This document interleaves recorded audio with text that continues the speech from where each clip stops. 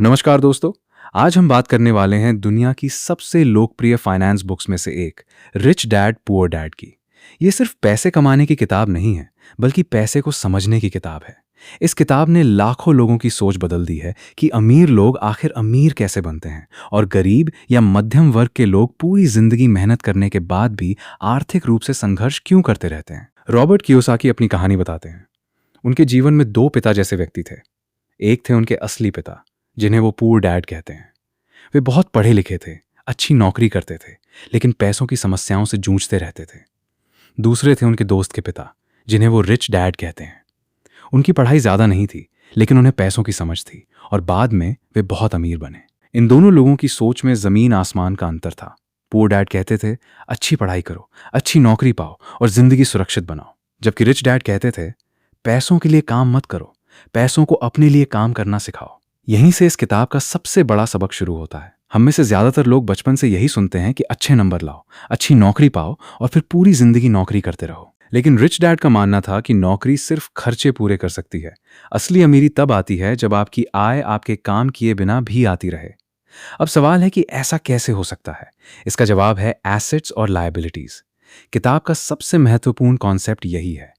Rich dad कहते हैं कि अमीर लोग एसेट्स खरीदते हैं और गरीब व मध्यम वर्ग के लोग लायबिलिटीज खरीदते हैं, लेकिन उन्हें एसेट समझ लेते हैं। एसेट वो चीज़ है जो आपकी जेब में पैसा डालती है। लायबिलिटी वो चीज़ है जो आपकी जेब से पैसा निकालती है। उदाहरण के लिए, अगर आपके पास किराए पर दिया हुआ मकान है और हर महीने उससे आय आती है, तो वो एसेट है। लेकिन अगर आपने बड़ा घर खरीद लिया है जिसकी ईएमआई, टैक्स और खर्चे लगातार आपकी जेब से पैसे निकाल रहे हैं, तो वो लायबिलिटी बन सकता है। यही कारण है कि कई लोग बाहर से अमीर दिखते हैं, लेकिन अंदर से कर्ज में डूबे होते हैं। रिच डैड कहते हैं कि अमीर दिखने की कोशिश मत करो, अमीर बनने की कोशिश करो। किताब का दूसरा बड़ा सबक है कि सिर्फ नौकरी पर निर्भर मत रहो। अगर आपकी आय का सिर्फ एक ही स्रोत है और वो बंद हो जाए, तो आपकी आर्थिक स्थिति खतरे में पड़ सकती है। इसलिए हमेशा ऐसे एसेट्स बनाओ जो आपको अतिरिक्त आय दें, जैसे कि बिजनेस, निवेश, किराया, रॉयल्टी या कोई ऐसा सिस्टम जो आपके लिए काम करे।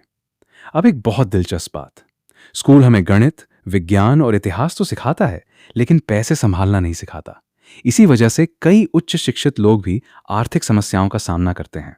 रिच डैड का कहना था कि फाइनेंशियल एजुकेशन किसी भी डिग्री जितनी ही महत्वपूर्ण है। आप जितना जल्दी पैसों के नियम समझ लेंगे, उतना ही जल्दी आर्थिक स्वतंत्रता की ओर बढ़ेंगे।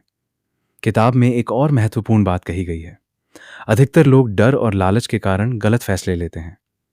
नौकरी खोने का डर उन्हें पूरी जिंदगी उसी जगह रोके रखता है और ज्यादा पैसा कमाने का लालच उन्हें अनावश्यक खर्चों की ओर ले जाता है। रिच डैड कहते हैं कि सफल लोग अपने डर को समझते हैं, लेकिन उसे अपने फैसलों पर हावी नहीं होने देते। वे सीखते हैं, जोखिम को समझते हैं और फिर सोच समझकर कदम उठाते हैं। एक और बेहतरीन सीख ये है कि जब भी पैसा मिले, सबसे पहले खुद को भुगतान करो। अधिकतर लोग क्या करते हैं, पहले सारे बिल भरते हैं, सारे खर्चे करते हैं और जो बचता है उसे बचत कहते हैं। लेकिन रिच डैड कहते हैं कि पहले अपनी बचत और निवेश निकालो, फिर बाकी खर्चे करो। यही आदत धीरे धीरे आपको आर्थिक रूप से मजबूत बनाती है। किताब में यह भी बताया गया है कि सिर्फ मेहनत करना काफी नहीं है। दुनिया में लाखों लोग बहुत मेहनत करते हैं, लेकिन सभी अमीर नहीं बनते।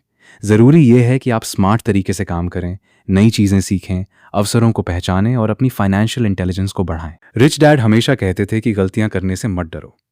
गलतियां सबसे बड़े शिक्षक होती हैं। जो लोग असफलता से डरते हैं, वे अक्सर सफलता के बड़े अवसर भी खो देते हैं। इसलिए सीखते रहना, खुद को बेहतर बनाना और नई संभावनाओं की तलाश करना बहुत जरूरी है। अब इस पूरी किताब का सार अगर एक लाइन में समझना हो तो वो ये होगा, अमीर लोग पैसे के लिए काम नहीं करते, बल्कि पैसे को अपने लिए काम करवाते हैं। वे एसेट्स बनाते हैं, फाइनेंशियल एजुकेशन पर ध्यान देते हैं, अवसरों को पहचानते हैं और लंबी अवधि की सोच रखते हैं। दोस्तों, अगर आप सच में अपनी आर्थिक स्थिति बदलना चाहते हैं, तो सिर्फ ज्यादा पैसा कमाने के बारे में मत सोचिए, पैसे को समझने के बारे में सोचिए। क्योंकि आय बढ़ाने से ज्यादा जरूरी है फाइनेंशियल इंटेलिजेंस बढ़ाना। याद रखिए, गरीब और अमीर के बीच सबसे बड़ा अंतर पैसे की मात्रा नहीं, बल्कि पैसे के प्रति उनकी सोच होती है। अगर आपकी सोच बदल जाती है, तो आपकी आर्थिक स्थिति भी बदल सकती है।